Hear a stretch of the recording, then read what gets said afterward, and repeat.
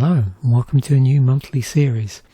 So for a little while now I've been trying to come up with an idea which would allow me to talk about albums from the 2000s.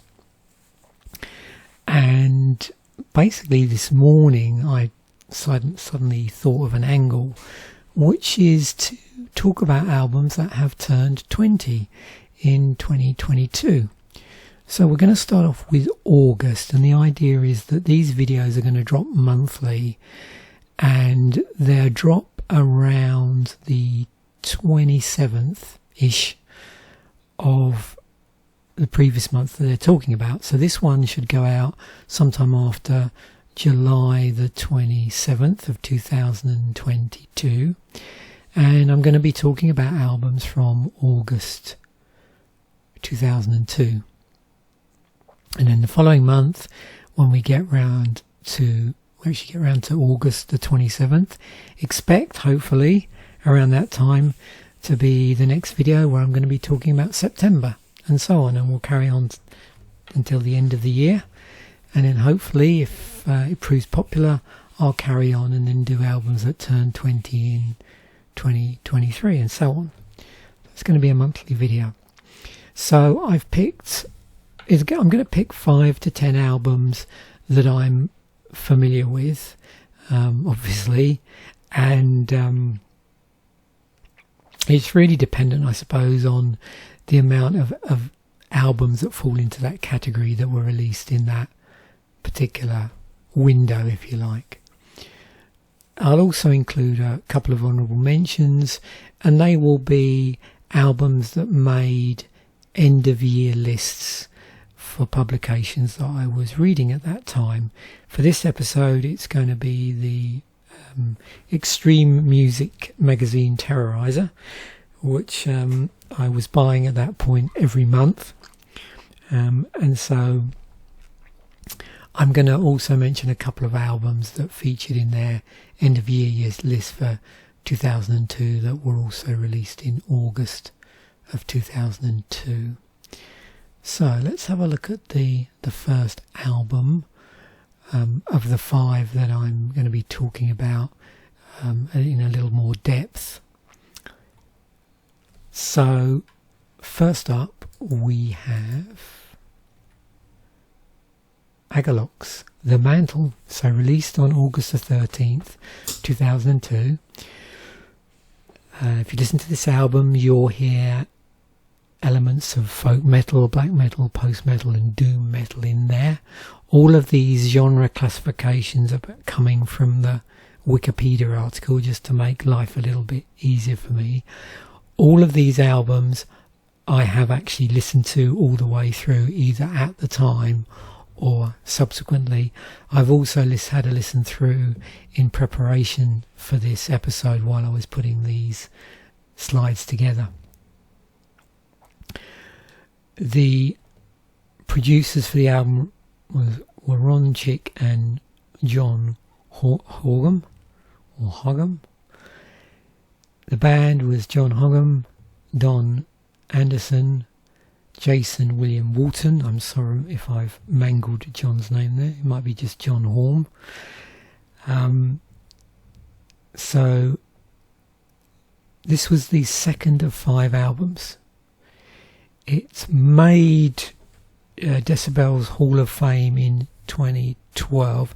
So if you're not familiar with the Decibel Hall of Fame, that's an ongoing feature they have in the Decibel magazine, which is an extreme music magazine. And what they do for those articles is they interview the band members quite in depth about the making of the album. Now, the only proviso is when they include an album in their Hall of Fame, they have to be in a position to be able to interview all of the band members that had were in the band at the time.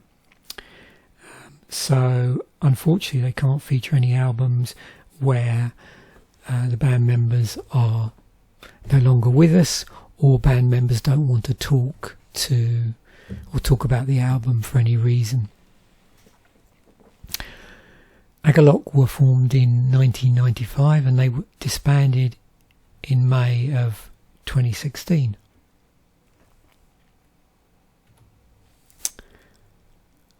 Another album to come out in August, and that was on August the 20th of 2002, was Interpol's Turn on the Bright Lights.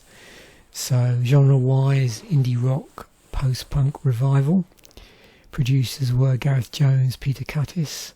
The band were Paul Banks, Daniel Kessler, Carlos D and Samuel Fogarino. And this was the first of 7 albums. There were 3 singles off of this album. It made numerous end-of-year lists and, best of decade lists and various other manner of lists that you can think of. Certified gold in the UK and the US. The band were formed in 1997 and they are still active as of 2022. Also released in August 26th, was Coldplay's A Rush of Blood to the Head. This was all over UK radio at the time, and that's how I became most familiar with it. I've listened to the album since then. It wasn't an album that I was big into at the time, but what I'm going to try and do with this series is include at least one album that was really big from that month that maybe I didn't listen to or wasn't interested in at the time and I've subsequently listened to. So I'll try and do one of those, and in this case it's the Coldplay album. So the genre at the time was alternative rock. Producers were Ken Nelson and Coldplay. Band was Chris Martin, Johnny Buckland, Guy Berryman and Will Champion. The other thing to remember with a lot of these albums is obviously some of them will include guest musicians on them. I haven't listed all of the guest musicians, even though I think most of them seem to be listed in Wikipedia articles. Also, there may be instances where members of the band at the time maybe didn't contribute to the album for whatever reason, or members of the band were in for a very short period of time, almost to the point that they were simply a session musician. And where that's the case, I'll try and highlight that up, where either a person listed as a member of the band in the Wikipedia article was in fact just in for that album, just played on the session for the album, or they didn't play at all but they were listed as being a band member at the time. And one thing I've noticed as I'm listening currently to a podcast called Raconteurs with Gary Kemp from Spandau Ballet and Guy Pratt, who's played bass with Pink Floyd but also is a session bass player of some renown. And they're getting in lots of different people they're interviewing, and it started during lockdown. But what's interesting is you learn a little bit more about some of the albums that they're talking about, and how in a lot of cases maybe 1 or 2 members of the band played an awful lot on the album and the rest of the members took a little bit of a back seat. Anyway, but so back to Coldplay's A Rush of Blood to the Head. Second of 9 album. There were 4 singles off of it. It's on numerous lists. I mean, this album was huge in 2002. Multiple certifications as a result. The band were formed in 1996 and they're still active as of 2022. It's rather encouraging actually in this episode to see how many bands, despite COVID, are actually still active. 30 Seconds to Mars, released on August the 27th, 2002, features music very much in the genres of progressive rock, progressive metal and space rock. Producers were Bob Ezrin, Brian Virtue, 30 Seconds and 30 Seconds to Mars. This was an album well before they had that well publicised Dust Up with their record label, EMI at the time. And there's a really cool documentary the band produced actually around that time that's well worth watching if you want to get your head around all the sort of band versus label machinations that go on. Well worth a watch. In the band at the time were Jared Leto, Shannon Leto, Solon Bixler, and Matt Watchter. In the case of Matt, my understanding is that although he was a band member, and he's listed in their timeline on the Wikipedia article, I understand that his contribution wasn't that much on the album, if at all. I think Jared Leto may have played all the bass on the album. And certainly in 2022, I think the core members of 30 Seconds to Mars are in fact Jared Leto and Shannon Leto. This is the first of 5 albums by the band. There's 3 singles off of this album. It's on numerous end of year and decade lists. Went silver in the UK. The band were formed in 1998 and they're still active in 2022. Moving on to the 5th one here, we've got Queens of the Stone Age, Songs for the Deaf. This album actually I did buy when it came out. All of the other ones I've either bought or in the age of streaming listened to after they came out. So this came out August the 27th. I remember buying this when it came out, and around about the same time there was a Killing Joke album out. I think that was just called, it was Killing Joke. Not their first album, but they decided to give it an eponymous name, and that had Dave Grohl on it as well, as does this one. So stoner rock, hard rock, desert rock are the sort of genres you might hear. On here I nearly said desert rock by mistake there. Producers for the album: Josh Homme, Adam Casper, Eric Valentine. Band members: Josh Homme, Nick Oliveri was still in the band, Mark Lanigan, and Dave Grohl joined them on drums for this album. So he's featured on there. 3rd of 7 albums, 3 singles off of here. Made numerous lists, including Terrorizer's end of year list for 2002. Numerous certifications. The band were formed in 1996, and again they're still active as of 2020-22, which makes me very happy. And what's nice, again, just diverging back to the podcast I was mentioning, the Rock on Tours, is it's really cool to listen to how certain musicians have managed to deal with the problems surrounding COVID and not being able to tour until recently. So that was very, very nice to listen to how people have sort of worked around that.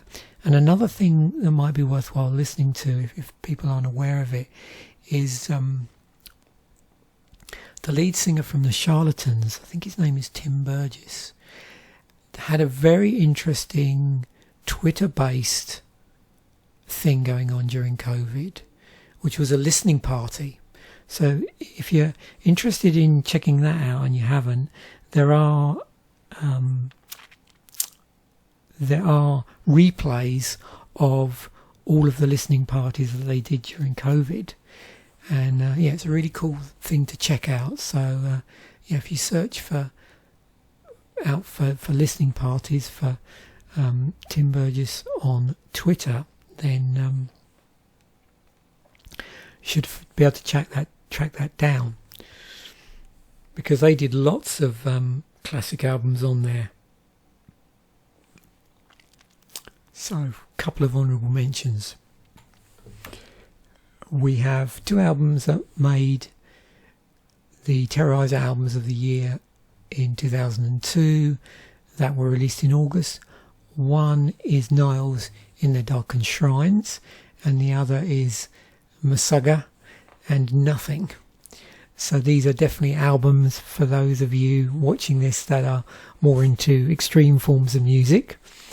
And another note is obviously Meshuggah are very strongly associated with the gent genre. And apparently this album, Nothing, was re-recorded at a later date. I think the cover for that is in blue, from what I remember. Because at the time they recorded Nothing, I think it's right that they wanted to record it using 8-string guitars, but they weren't available, so they recorded it using 7-string guitars. And then several years later, sometime later, when the 8-string guitars became available, they wanted to use, they actually re-recorded the guitar tracks for this album and re-released it with a different cover on it. So there we have it. Those are hopefully will help you reminisce about albums that have turned 20 in 22 from August of 2002. Thanks once again for watching. Bye for now, and I will catch you in the next episode.